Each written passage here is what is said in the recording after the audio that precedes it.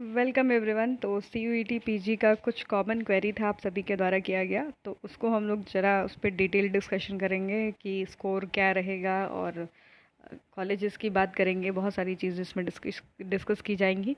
तो इम्पोर्टेंट है, आप सभी के लिए जुड़े रहिएगा, सब्सक्राइब करिएगा, शेयर करिएगा, क्योंकि कल आपका रिजल्ट आने वाला है। उसके बाद स्कोर एनालिसिस और सारी चीज़ें आपको आपके एडमिशन से रिलेटेड यहाँ पर डिस्कस की जाएगी। ओके, तो चलिए स्टार्ट करते हैं। तो पहली बात तो एनटीए के द्वारा जो ये इतना गलत कारनामा किया गया है कि पेपर ही जो है इरेज कर दिया गया आपके, स्पेशली जब आपने लॉगिन किया एप्लीकेशन नंबर और आप डेट ऑफ बर्थ डाल के जब लॉगिन किए, तो उसके बाद जब रिवाइज्ड आंसर की आई तो वहाँ पर पेपर को इरेज कर दिया गया। बहुत गलत हुआ, क्योंकि बहुत सारे बच्चे ऐसे थे जिन्होंने उस रिस्पॉन्स की को डाउनलोड नहीं किया था, क्योंकि उनकी रिस्पॉन्स की अपनी होती है, क्योंकि उसमें जो वो आंसर करते हैं उससे वो मिला सकते हैं कि उनका आंसर कितना बना है और कितना जो है स्कोर बना है। तो अगर आप क्वेश्चन पेपर डाउनलोड करना चाहते हैं तो आप नहीं कर सकते हैं। क्यों? क्योंकि आपका क्वेश्चन पेपर जो है आपके पोर्टल से हटा दिया गया है। अब किसी और के पास क्वेश्चन पेपर है, अगर वो प्रोवाइड कर दे तो आपको मिल सकता है, पर उससे ये नहीं पता चलेगा कि आपने क्या रिस्पॉन्स किया था। अगर आपको याद है क्वेश्चन देख के अगर आप पढ़ जाए तो ठीक है, तो आप यहाँ पर जो है क्वेश्चन पेपर को नहीं, मतलब अपना रिस्पॉन्स की नहीं ले सकते। ठीक है, ये सबसे बड़ी प्रॉब्लम है।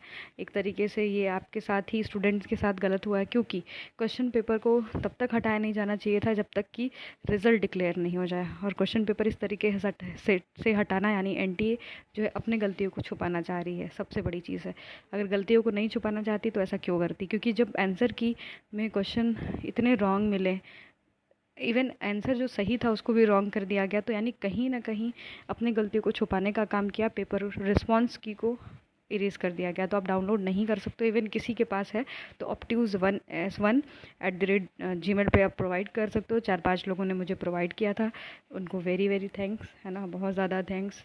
ठीक है, और मैंने उसको अपने टेलीग्राम पे सेंड भी किया है लोगों को। ठीक है, अगर आपके पास है तो दे दो, अदरवाइज़ कोई दिक्कत नहीं है। कल तो वैसे भी रिज़ल्ट आपका डिक्लेयर ही होने वाला है। क्लियर? तो ये सारी चीज़ें हैं। अब बात करेंगे कि what is difference between affiliated and campus, main campus in BHU. तो देखो, अफिलिएटेड कॉलेज में क्या है कि सीट्स कम होती है, मेन कैंपस में सीट ज़्यादा होती है। फैसिलिटीज़ आपके मेन कैंपस में ज़्यादा हैं, क्योंकि वहाँ पर एक तो पहली बात बहुत बड़ा कैंपस है बीएचयू का। आपको पता होना चाहिए कि एशिया का सबसे बड़ा कैंपस जो है वो बीएचयू का ही है। तो आपको बहुत बड़ा कैंपस मिलेगा, लश ग्रीन है। साथ साथ याद रखना कि सेंट्रल लाइब्रेरी बहुत बड़ी है बीएचयू की, और काफ़ी चीज़ों का आप वहाँ पर एक्सेस कर सकते हो। पर मेन अफिलिएटेड कॉलेज में सीट कम होती है, थोड़ा कम चीज़ों का एक्सेस आपको मिलता है। मतलब एक्सेस मतलब चीज़ें लाइब्रेरी हैं, सीट कम है भले ही। मतलब आपको भी साइबर लाइब्रेरी, ये सारी चीज़ें तो होती हैं, पर थोड़ा सा आपको मेन कैंपस से कम फैसिलिटीज़ दी जाती हैं आपके अफिलिएटेड कॉलेज में। आप सभी को पता होना चाहिए कि डीएवी जो पीजी कॉलेज है, यहाँ पर आपके कम सीट्स है, पर ये बॉयज़ के लिए एक अफिलिएटेड कॉलेज सिर्फ आपके बीएचयू का है। और यहाँ पर भी बॉयज़ एंड गर्ल्स दोनों पढ़ते हैं। ठीक है, और वीकेएम, वीसीडब्ल्यू और आपके एएमपीजी। ठीक है, ये जो है ये आपका तीनों जो कॉलेजेस है ये आपके फीमेल्स के लिए है। तो जो है थोड़ा सा डिफरेंस इसी में होता है कि सीट्स कम है, फैसिलिटीज़ थोड़ी कम मिल पाती हैं। मेन कैंपस में आपको ज़्यादा एक्सपोजर मिलता है चीज़ों का। ठीक है, तो ये चीज़ें आपके लिए। ओके, अब बात करेंगे नेक्स्ट क्वेश्चन पे कि same condition ma'am it was correct and now it's wrong. यहाँ पर क्वेश्चन की बात हो रही है कि क्वेश्चन पेपर में, इवन क्वेश्चन पेपर क्या, जो आपका ये आंसर की रिवाइज्ड वाली आई है, इसमें बहुत सारे क्वेश्चन गलत मिले। पहले सही थे उसको गलत कर दिया गया, प्लस जो है हमको तो लग रहा है कि चेक ही नहीं किया गया आपका, जो आपने इवन एविडेंस के साथ लोग भेजा था उसको चेक नहीं किया गया। इससे बच्चों बच्चों का मोरल टोटली डाउन हो रहा है, इवन डाउन हो चुका है। बहुत सारे बच्चे ऐसे कमेंट करते हैं कि ठीक है, मतलब मेरी फैमिली जो है क्या कहेगी, या फिर समझते नहीं है सारे लोग, है ना। ये सारी चीज़ें बच्चों के साथ होती है। अगर कोई 2 साल का प्रिपरेशन करके आया है, उसके साथ तो सबसे बड़ी दिक्कत है कि उसका 30-40 नंबर कम हो गया। तो यहाँ पर जो ये नंबर कम हुआ, करेक्ट को इनकरेक्ट किया गया और इनकरेक्ट को करेक्ट किया गया, मतलब गलत तरीके से। तो ये जो है मैनिपुलेशन है एनटीए के द्वारा। एनटीए जो है बस बच्चों को मैनिपुलेट किया है उसने, रिस्पॉन्स की हटा करके और गलत आंसर की दे करके कि मतलब उसकी गलती को कोई देख ना पाए, ठीक है। यानी आपके रिस्पांस को छुपाना चाह रही थी और कि आप मैच ना करवा पाओ। पर बच्चे कुछ ऐसे थे कि जिन्होंने स्क्रीनशॉट लेके रख लिया पेपर का, या फिर कुछ ऐसे थे जो कि डाउनलोड कर लिए। तो जो है यहाँ पर फिर भी गलती आंटी है कि जब तक रिज़ल्ट नहीं आया था तब तक जो है रिस्पॉन्स की को नहीं हटाना चाहिए था। तो ये जो है आंटी की तरह बहुत ज़्यादा गलत किया गया है बच्चों के लिए, ठीक है। नेक्स्ट देख लेते हैं क्वेश्चन। देखो यहाँ पर भी अब आशुतोष का जो है 15 मार्क्स कम हो गया। क्या बोले एनटीए को, क्यों कम किया? क्योंकि रिस्पॉन्स की हटाई और गलत आंसर की दिया, क्योंकि उनको करना है बिजनेस। देखो बिजनेस तो इसलिए करना है क्योंकि पर क्वेश्चन 200 लिया, 200 जब रुपीज़ लिया आपने, तो आपको ये आपकी ज़िम्मेदारी है कि ये 200 बच्चों का लिया गया, तो आप रीचेक के लिए भेजो। अगर आप MA political science, MA sociology का पेपर है, या फिर साइकोलॉजी का, फिर एमएससी जियोलॉजी, या फिर किसी और का है, तो उसको रीचेक के लिए तो भेजो। अगर इतना जो टाइम पीरियड आपको 18 तारीख को आया था जो है आंसर की, फर्स्ट आंसर की, तो बीच में जो ये गैप मिला था तो उसमें आप रिज़ल्ट बनाने में लग गए कि भाई सरकार को हम क्या, यूजीसी को हम क्या जवाब देंगे कि रिज़ल्ट नहीं आया अभी तक।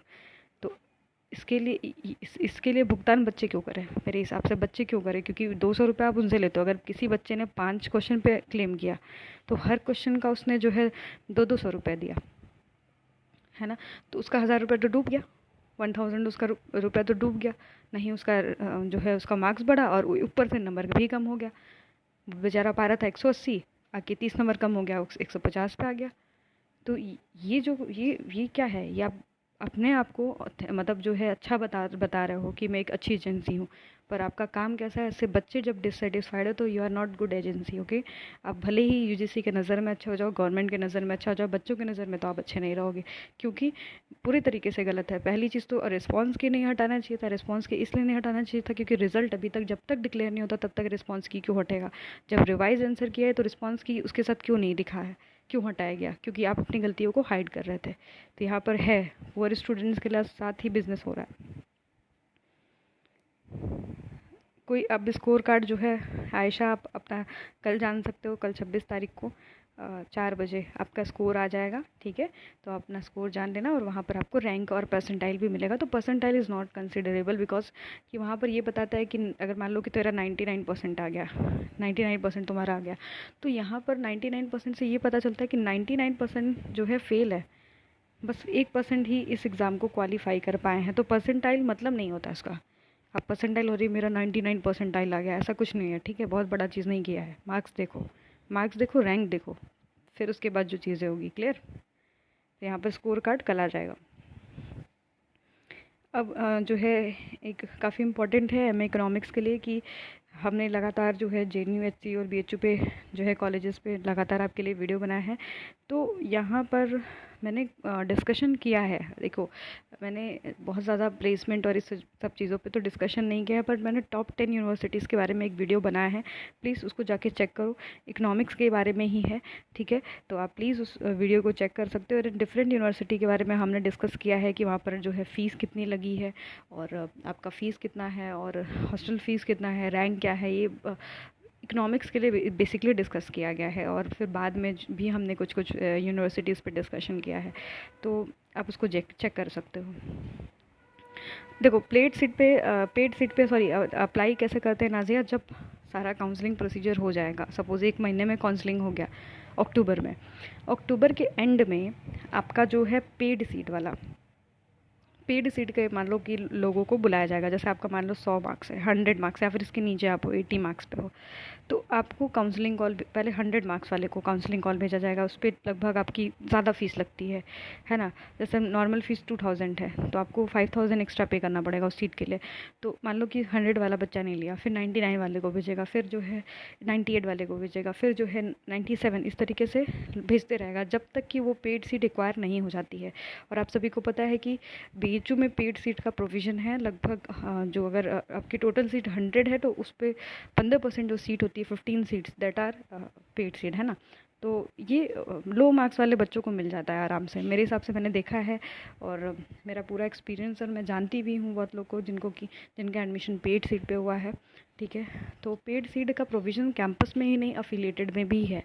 15% सीट जो है, अगर मान लो कि 40 सीट आपका अफिलिएटेड में है तो उसका 15% निकाल लो, तो उसका वो जो सीट है वो पेड सीट है, तो आपको उसके लिए एक्स्ट्रा पे करना पड़ता है। इवन BHU के पेड सीट का मैंने वीडियो भी बनाया हुआ है, उस पर कितनी फ़ीस है आप उसको भी जाके देख सकते हो। ओके, देखो रिस्पॉन्स सीट के लिए बहुत ज़्यादा मैसेजेस आ रहे हैं, आप नहीं कर सकते हो डाउनलोड। आपको ये NTA के द्वारा स्कैम है, ये हटा दिया गया आपका रिस्पॉन्स की अपने रिवाइज आंसर की को छुपाने के लिए, ठीक है। सेम हियर, यहीं पर जो है आपका रिस्पॉन्स सीट आप नहीं डाउनलोड कर सकते, यही आपका इस समय मतलब जो है NTA के द्वारा किया गया ये कारनामा है, ठीक है। तो मैं सबसे ज़्यादा गलती बच्चों की नहीं ठहराऊँगी, क्योंकि हाँ, बच्चे गलत नहीं हैं, वो पेपर दे के आए हैं और ऊपर से फिर उन्होंने क्लेम भी किया और उन्हें मार्क्स भी नहीं मिला, इवन उनका मार्क्स भी कम हो गया। प्लस याद रखना कि मार्क्स भी कम हो गया और उनका जो 200 रुपये लगा उसको रिफ़ंड भी नहीं किया जा सकता। जब वो 200 रुपया दे रहा है, अगर सपोज़ कि 10,000 बच्चा भी 200-200 का दिया है, तो काफ़ी एक ह्यूज अमाउंट ऑफ मनी जो है NTA के पास गई, तो उसको लगाना चाहिए था। अगर वो 5 दिन का टाइम लिया था तो 5 दिन में उसे कॉपी रीचेक करके जो है रिस्पॉन्स जो की था या फिर आपका पेपर था और क्वेश्चन जो गलत हुए थे उसको चेक करने में कितना टाइम लगता। पैसा देते किसी एक जो है सब्जेक्ट वाइज प्रोफेसर को देते, चेक करवाते, पर उन्होंने ऐसा किया नहीं है। तो सब जो है इसकी खामी, जो NTA की खामियां हैं वो बच्चे भुगते हैं। बच्चों के रिजल्ट पे असर पड़े और पेरेंट्स अलग डांटे कि अरे मेरा बेटा तो अच्छा नहीं करा, मेरी बेटी तो अच्छी नहीं करी, है ना। तो ये सारा चीज़ें मतलब स्टूडेंट्स के साथ हो रहा है, पर कोई बात नहीं, होप अपना रखिए। और जितना भी मार्क्स आ रहा है उसमें भी लगभग 44 यूनिवर्सिटी पार्टिसिपेटिंग है। याद रखिए कि कोई ना कोई सेंट्रल यूनिवर्सिटी आपको मिलनी है। अगर आपका लो मार्क्स भी है तो अपना होप जो है ज़िंदा रखिए, अभी भी जो है डीमोरलाइज मत होइए, क्लियर, क्योंकि अभी आपको डीमोरलाइज एकदम नहीं होना है। ओके, और जुड़े रहिएगा, कोई भी प्रॉब्लम होगी, कोई भी समस्या होगी कमेंट में बताइएगा हमें, और नेक्स्ट वीडियो में हम लोग जो है रैंक वाइज सारी चीज़ों को डिस्कशन करेंगे। धन्यवाद।